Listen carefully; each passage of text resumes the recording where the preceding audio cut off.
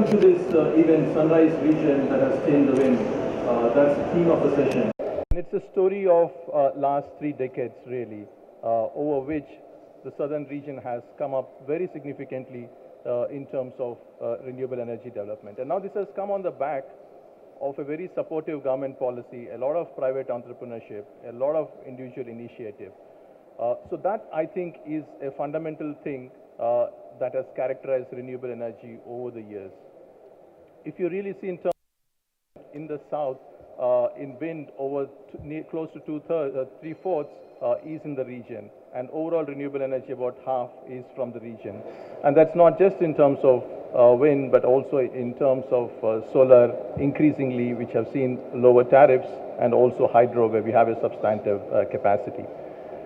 Interestingly, the southern states are also among more disciplined of the states. 2 of the 4 have met the RPO obligations over the years. Also, a large number of green IPPs are from the region, in the southern region, and increasingly they are playing a more and more national and overseas role as well. If you look at the overall potential, and that's where we are looking at building on this conference, really 42% of the potential, if you take for wind 80-meter hub height, is from the region. A little bit lesser if you take a 100-meter hub height and so on. Likewise, if you take the national targets, almost 60 gigawatts of potential is from the region.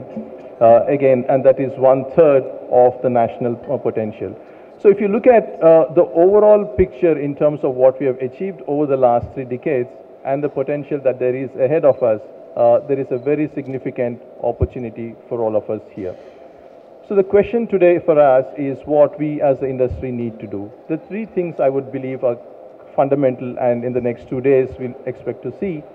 One is from a private sector to see how do we optimize the renewable energy resource. Now this could be in terms of hybrid parks, where we are able to optimize the land. It could be in terms of better forecasting techniques that will help the STUs in better dispatch of renewable energy. So from a private sector perspective, there's a very key significant role that is to be played. From a government perspective, I believe there is an important showcase effect that can be had. For example, in one of the other countries that we were trying to work on a government initiative, is a renewable energy park that feeds electric vehicles using urban transmission grid.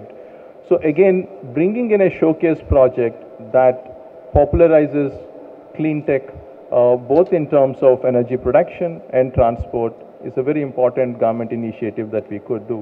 And from an executing agency's perspective, the various utilities, companies which tender out, the renewable energy departments and so on, a fundamental lesson over the last few tenders is the importance of scale. Large scale has delivered cost benefits, developed infrastructure has delivered cost benefits, and also reducing the counterparty risk has helped achieve lower tariffs. So I think these fundamental 3 things, the infrastructure, lower counterparty risk, and of having larger scale, is actually the key to having a successful low-cost project delivered. Lastly, I would just simply go from the Paris Climate Conference, where India as a country has had one of the best INDCs put out, and in that we have committed ourselves to 40% coming in from non-fossil fuel sources. But the equally interesting thing is looking at the differentiation that has been very clearly made between the developing and developed countries, and the flow of finance against particular measures that has to happen.